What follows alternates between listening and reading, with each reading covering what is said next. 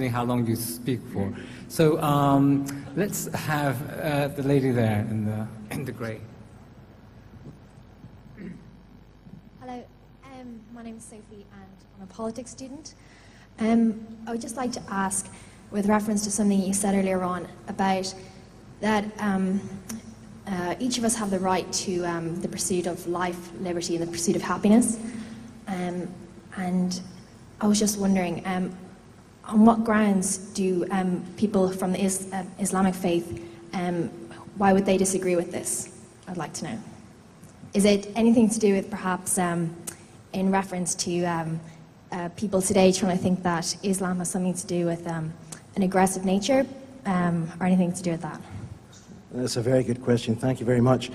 A lot of, like any of the different views are taken by a different worldview, particularly, say, Islam, as you mentioned. Islam will find its primary authority and its stream within the Quran and within the Hadith and the Sunnah, the sayings and the life of the Prophet.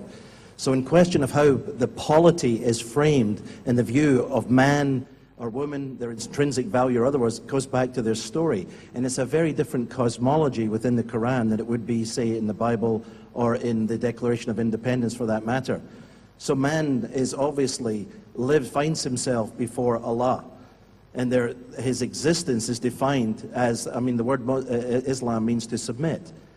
So the whole idea of finding personal dignity and value, there would be value in poetry and music and other, but it wouldn't be expressed politically in the same sense of rights and values the way it has been worked out through the Western tradition, or from the biblical and then through the Enlightenment kind of understanding of that.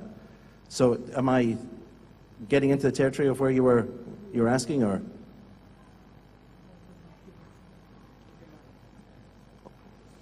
The question of freedom. Yes, I think special emphasis was put on life and liberty, and I would just have a bit of a problem with that. I've read the Quran, and I was actually struck by the similarities between the Bible and the Quran, rather than the differences. And I would like to know why special emphasis was put on life and liberty, specifically. It's a great question, and our team spends an awful lot of time in the Quran, with the Quran, and with Islamic scholars. And there would be many Islamic scholars who would say to you, there's a world of a difference between the Quran and the Bible. Let me give you just one very fundamental difference. Muslims do not believe that Jesus actually died on the cross.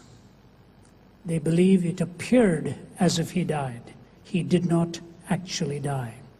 They do not believe in the fact that Jesus is the Son of God. They do not believe that God has a Son who was sent for our salvation.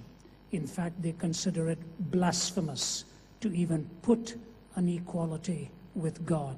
A Muslim will say it's the ultimate sin that God has an equal. The Trinity is completely debunked and actually misunderstood by them. They do not subscribe to the doctrine of the Trinity. Number 4, they don't even believe we have the Bible. So you can't even say they are similar to a true Muslim. The Muslim will actually say to you, we don't have the New Testament. The original New Testament was lost. So the point is moot. To see a similarity, they would have to accept that the text is authentic. They don't accept that the text is authentic. They believe the New Testament is actually lost. And what we have now is a spurious version of it. When I wrote a book called Light in the Shadow of Jihad, and spent 3.5 hours with a leading Islamic scholar at Bethlehem University in Israel. And then with the Grand Mufti of Jerusalem, spent 2 to 3 hours with him. At one point I said to the professor of Islamics at Bethlehem, by the way, he was a very courteous man, very kind man. I said to him, you often quote Muhammad as saying that there is no compulsion in religion. He said, yes, there isn't. I said, whose picture is that on your credenza behind you? He said, that's my daughter. I said, how old is she? He said, 22. I said, what would you do if she became a Christian or followed another faith? He looked at me across the desk and he said, without any expression on his face, I would kill her. I said, let me get this straight. You would kill your daughter? He said, let me put it this way to you. I would do everything in my power to keep her from leaving Islam to go to any other belief. But if she did, I would turn her over to the religious authorities to take her life. I said, do I have your permission to quote you on that?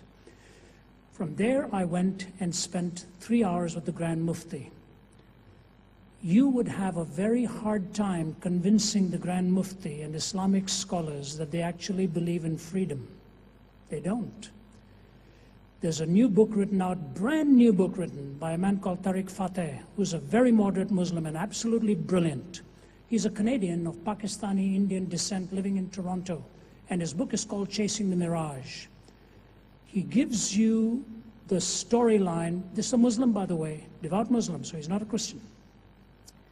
Discussing Saudi Arabia, Iran, Pakistan in one category, and other Muslim countries in another category. He describes Saudi Arabia, Iran, and Pakistan as Islamic states. The others he puts in as states of Islam. He said, and there's a difference. He said, in the Islamic state, there's an imposition. You cannot depart from the faith. And he talks about Saudi, Iran, and Pakistan, where you could pay with your life according to their Sharia law and so on.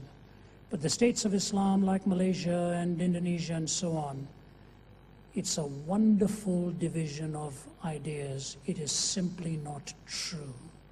Do you know today in Malaysia, the reason for the burnings of churches and mosques and other places is because the Muslims are passing a law that we cannot, nobody else can even use the word Allah because it's their private possession of the description. And what I say to you is, when you read the Quran, there are 2 statements Muhammad made that are absolutely fascinating. Apart from the chapters, Surah 5, which is steeped in violence reaction, the last words of Muhammad when he died, the last words of Muhammad, according to all of the hadith, perish the Jews and Christians, there shall be no 2 faiths in Arabia. Last words. Which means there's a monopoly and a monolithic nature to it. And he made these 2 statements, which were given to me, known to my steward.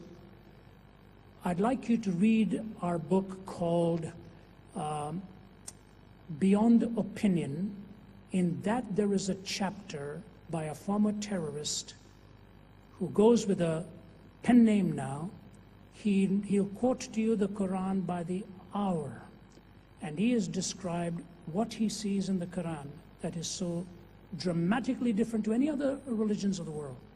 And he brings 2 statements to bear in a discussion. Muhammad said this: all war is deceit.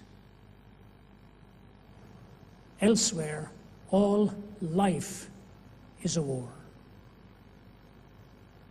You put the 2 of them together, and the logic will explain to you the underpinning ethic is very different.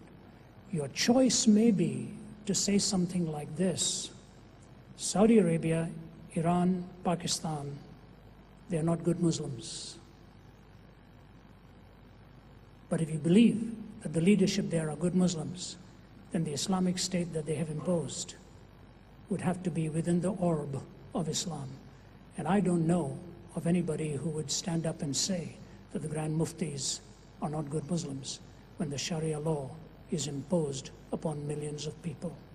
The 5 prerequisites are imposed, and there are many, many other things I could tell you. So I do not believe the Islamic worldview believes in liberty at all. I think very completely different. And as for the pursuit of happiness, I do not believe that.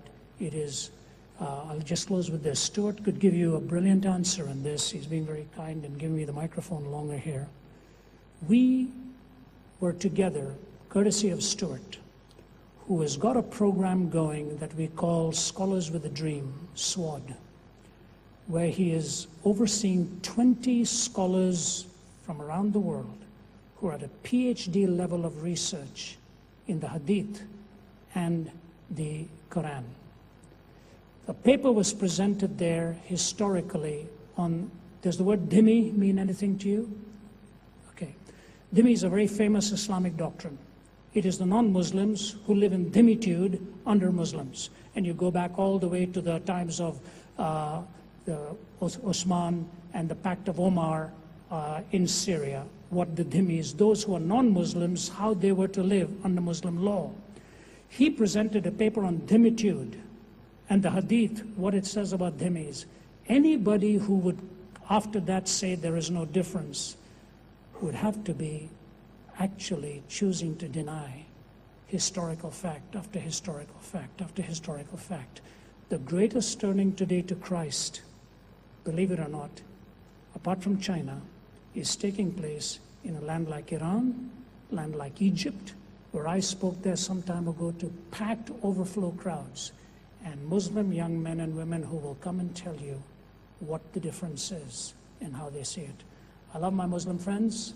I'm grateful to them for giving me the permission to come. The chief of security and his intelligence in Syria told me, we know who you are, we know what you teach, we know what you speak, and you are welcome in our country anytime. Just don't get into politics.